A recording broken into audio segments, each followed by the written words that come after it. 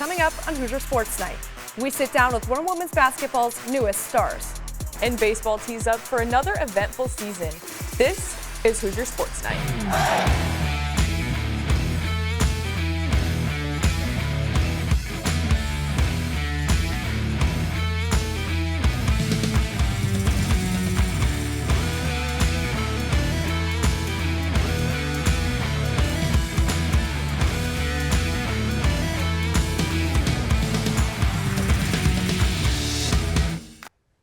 Hello and welcome to Hoosier Sports Night. I'm Gwen Parks. And I'm Kylee Corman. Kylee, are you going to the game tonight against Michigan women's basketball? Absolutely. Gotta go. Right after my own intramural game. Oh, really? Yeah. Can you shoot threes like Sydney Parrish? No one can shoot threes like Sydney Parrish. I think that we could be a duo like them. Like Sydney Parrish, Mackenzie Holmes. I think we could be like, we're both tall. We could go out there. Yeah. And speaking of some Indiana women's basketball stars, our Brianna Ballog joins us in the studio to talk about one in particular. Brianna? That's right, Gwen. Among the many stars, one grew up around an hour away from Bloomington and knows a little bit more about what it means to be a Hoosier.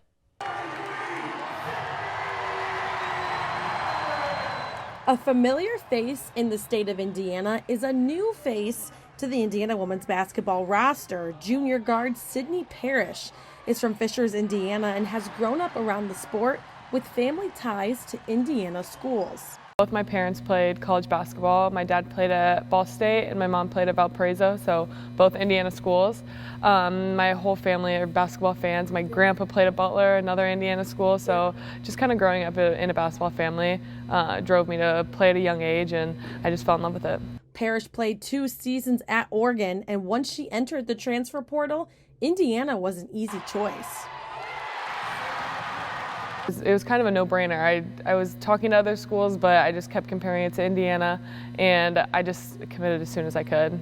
One of Parrish's biggest supporters are her grandparents, who are also huge Indiana basketball fans, so getting to tell them her decision was extra special. The coaching staff had cookies for me that had like the 33 on the jersey, like little cookies, and all I did was like hand it to my grandparents. I was like, do you like these cookies? And they're like, oh yeah, and they didn't really get it, and I'm like, well, I'm gonna be a Hoosier next year, like I'm coming to Indiana. And they just started bawling, crying. They hadn't watched me play in 2 years, and they'd come to every single one of my AAU games and high school games, so they were more excited than anyone else. One of the things that stood out to head coach Terry Morin was her toughness on and off the court. Don't let the eyelashes and the makeup and the long nails fool you. She's a baller. She loves the game. She's a competitor. She wants to win. She's been great in terms of leadership, her voice in practice. She's been a great piece, that has come to join us, and we're glad that Sid's home. And now, as a leader on the #2 team in the country, Parrish continues to try and leave her mark in an Indiana jersey. From Bloomington, Brianna Ballog, IUS-TV Sports. Parrish and #2 Indiana faced off against #13 Ohio State for the second time this season. Let's see how it played out. To Columbus we go, and Grace Berger goes in for the layup and the extra point to get this game started for the Hoosiers. Indiana up 14 in the beginning of the second quarter, and look at this. Sarah Scalia sinks on the 3 to keep up IU's dominant lead. The dominance did not stop there, though. Red Hot Scalia sinks in another 3 to give the Hoosiers a 25-point lead going into the half. The Buckeyes tried to make a comeback, but Indiana is ranked #2 in the country for a reason. One of those being Mackenzie Holmes, who shot a career-high 33 points, and not to mention Sarah Scalia, who had 24 points and shot 6 of 8 from 3. Indiana runs away with this one, 83-59. The Hoosiers can take another step closer to their first Big Ten regular season title tonight with a win against #13 Michigan. Kylee, back to you. Thanks, Brianna. Indiana men's basketball is on a tear, moving up to 14th in the AP poll this week. The player behind their hot streak? Well, Trace Jackson Davis, of course. The preseason Big Ten Player of the Year has been Nails all-conference season. He has won 4 straight Big Ten Player of the Week awards, which is the most in a row since the award was created. In those 4 weeks, he is averaging 25 points, 13 rebounds, and 3 blocks per game. Here's head coach Mike Woodson with more on TJD's historic season. I just don't see a lot of holes in his game now. Everybody talk about, well, he doesn't shoot jump shots. he does everything else. He's playing at a high level. Indiana fell to Northwestern for the second time this season, this one on the road. The Hoosiers will look to bounce back in Bloomington on Saturday when they take on Illinois. Indiana softball traveled to sunny St. Pete Clearwater for the NFCA Leadoff Classic this past weekend. The Bats were hot in their first game of the season as Indiana jumped off to an early 3-0 lead against Pitt. After the Panthers tied the game, the third inning belonged to the Hoosiers. Indiana scored a total of 14 runs to put the game to bed. The Hoosiers continued their hot streak into the afternoon game versus Prairie View A&M University, winning 5-1. But it was the pitching that stole the show. Sophomore Brianna Copeland pitched her first career no-hitter, throwing 10 strikeouts and only allowing 1 error. On Saturday, the team faced their first big test of the season against number 21 Auburn, and it was a one-sided affair. The Tigers shut out Indiana with 11 strikeouts and only 3 hits to secure a 9-0 victory over the Hoosiers. On Sunday against South Alabama, it took until the 6th inning, but a Brooke Benson home run pushed the Hoosiers ahead 5-1 to win and finish the weekend 3-1 overall. The team is back in Florida for the ESPN Clearwater Invitational with their first game tonight against number 20 Louisiana. Indiana's track and field team traveled to Chicago this past weekend to compete in the Windy City Invitational. Riley Johnston placed first in the men's pole vault at 5.14 meters, and Mahogany Jenkins matched a personal best in the women's high jump for first place as well. Antonio Laidler impressed in the 200 meters, running a personal best for first place and number 3 in school history. Kiefer Songen ran a personal best in the 800 meter, and Maddie Dalton hit a personal best in the mile. To round it out, Sean Mockler and Jaden Ehrlich threw personal bests in weight throw, with Mockler's distance being the second best in school history. Coming up, the Hoosiers will compete in the 2023 Big Ten Track and Field Championships starting February 24th in Geneva, Ohio. As the month of February continues, so does our celebration of Black History Month. Here's this week's Historic Hoosier with Samantha Condra. Samantha, over to you.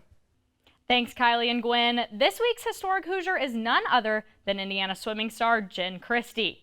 Christie swam for the accomplished Indiana swim team from 1998 to 2001 and dominated the freestyle events in the Big Ten. She won a total of 4 individual Big Ten titles, 3 in the 50 freestyle and 1 in the 100 freestyle. In her senior season, she won IU Female Athlete of the Year for her success at the Big Ten Championships. In that same year, she won the Big Ten Swimmer of the Championships by winning 2 individual titles and 1 relay. In that same meet, she set a new Big Ten record during the preliminary rounds and broke her own mark again in the finals. She then advanced to the NCAA Championships and earned All-American honors in 2 individual events and 5 relays. That's all I have for this week's Historic Hoosier. Back to you at the desk. Coming up after the break, we crown our Hoosier Highlight Athlete of the Week. And baseball is swinging into the new season. Don't go anywhere.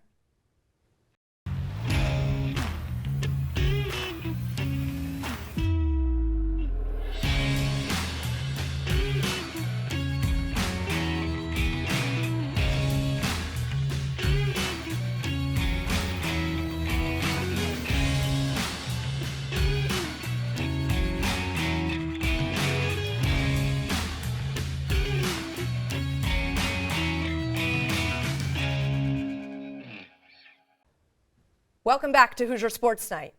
Now joining us for this week's Hoosier Highlight is our very own Joe Cronin. Joe?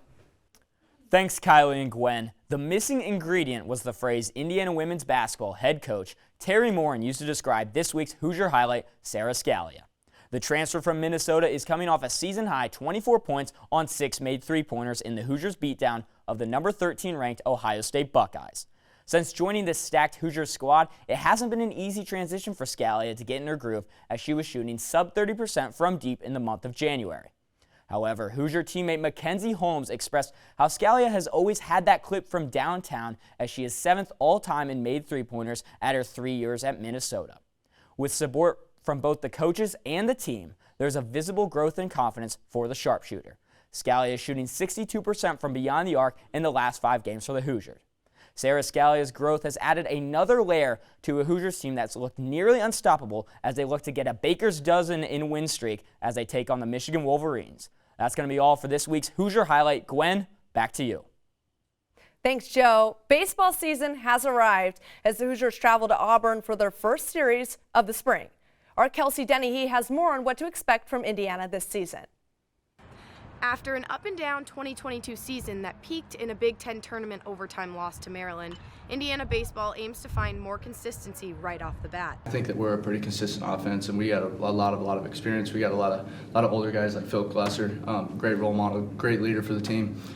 There's a lot of them. So we got a lot of playing experience last year, especially with my class and the guys that had already played college baseball. So looking to be pretty consistent at the plate this year, continue to put up runs, and help the pitching staff win some games. With a young team in the past, the experience of the roster keeps them hopeful that their efforts in the offseason will only elevate their record. Show up to the field every day. We're just ready to go, and this group of guys we want to succeed, not individually, but like for the team. I guess that'd be the biggest transition in my time here. It's not about getting yours. It's just what's the team we need at this time, and Mercer's going to do a great job putting those guys in the right positions to get the job. Head coach Jeff Mercer told us at this Wednesday's press conference that Siena transfer Ben Saylor will start on the mound for the Hoosiers this upcoming Friday at Auburn.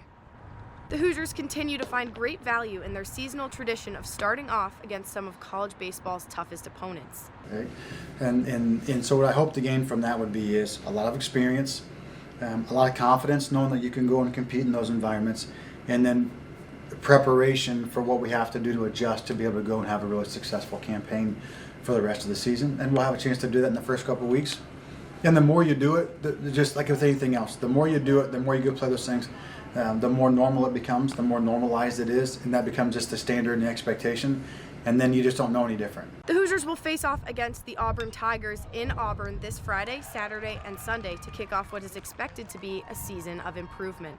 Kelsey Dennehy, IUS TV Sports. Number 18 ranked Indiana Wrestling traveled up to the Mitten State for weekend battles against number 24 Michigan State and number 12 Michigan. The Hoosiers started their trip off in East Lansing to take on the Spartans.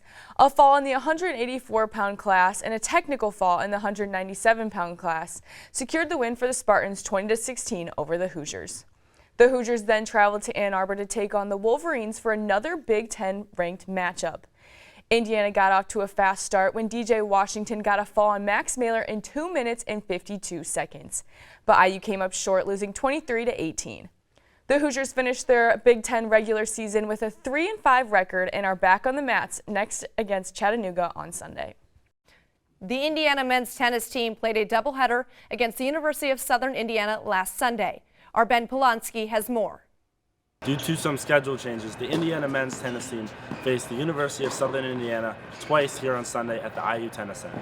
East Tennessee canceled on us in late November, and we figured it was just another opportunity for us to get more matches. So they were already coming to play us, so we decided to play once in the morning, once in the afternoon. The double success continues for the Hoosiers as they remain undefeated, but it was the singles core that really impressed for the Hoosiers today, led by Jagger Saylor, who won both of his singles matches swiftly. Jagger was great for him to get 2 wins in one day. I think he's a player that works so hard during the week, and it's now great to see that he's getting the results on the weekends also. College matches are never easy, and it doesn't matter who you're playing, you always got to take them seriously. And my first one was pretty close. There were some scary moments, and it's never easy, so I don't think any of us were really looking over those guys. Patty's really fun to play with. We got to play a little bit my sophomore year, not as much in season, in the fall a little bit, and I've always felt like we've had great chemistry. He's got a big serve, so it makes playing at the net pretty easy, I think we work well together. But it doesn't get any easier as the Hoosiers face the top 20 ranked Louisville Cardinals next Friday night. After the Louisville match on Friday, the Indiana Hoosiers face Western Michigan on Sunday. This is a historic match between the two teams because in the nearly 80 years of playing each other, they are drawn at 16 apiece. For IUS TV Sports, I'm Ben Polanski. The team plays Louisville on Friday and Western Michigan on Sunday here in Bloomington. Follow along with Ben and Zeke Shapiro for updates. Now joining us with this week's Candy Stripe Calendar Report is Thomas Montalbano. Thomas? Thanks, Kylie. We have lots of games this weekend, so let's get right into it. IU softball has a big weekend ahead at the ESPN Clearwater Invitational in Florida. They play Mississippi State at 12:30 on Friday, then prepare for a doubleheader against Arkansas and Alabama on Saturday, and finish against Arizona on Sunday. Women's swimming and diving Big Ten Championship prelims begin at 10 a.m. and the championship starts at 5 p.m. in Ann Arbor. The women's tennis team also plays at 5 p.m. as well as 12 p.m. against Colorado Boulder on Sunday. Men's tennis faces Louisville at home along with Western Michigan on Sunday. On Saturday, women's water polo has a doubleheader against St. Francis and Wagner. Mike Woodson and the men's basketball team look to stay hot against Illinois in Assembly Hall at 12. The track and field team will be at the Alex Wilson Invitational in South Bend at 7 p.m., while women's golf will be in Georgia playing at the Great Waters Course. Moving on to Sunday, women's water polo plays another doubleheader, this time against Pacific in Salem. At noon, it is senior day for the women's basketball team as they take on Purdue for the Barn Burner Trophy game. It is also Band Day and Alumni Day, so make sure to pack the hall. The wrestling team caps off the weekend with a match in Chattanooga at 2 p.m. That's all we got for the Candy Stripe calendar. Back to you at the desk. Thanks, Thomas. Before we go, we'd like to express our deepest condolences to the Michigan State University community. On Monday night, 3 students lost their lives to an armed gunman on campus in an event that shocked the nation. Our love and thoughts are with our friends in green and white. That's going to be it for our show this week. Be sure to follow us on Instagram and Twitter at IUSTV Sports to keep up with all the latest in IU athletics. For our production crew behind us, I'm Kylee Corman. And I'm Gwen Parks. And we'll see you here next week.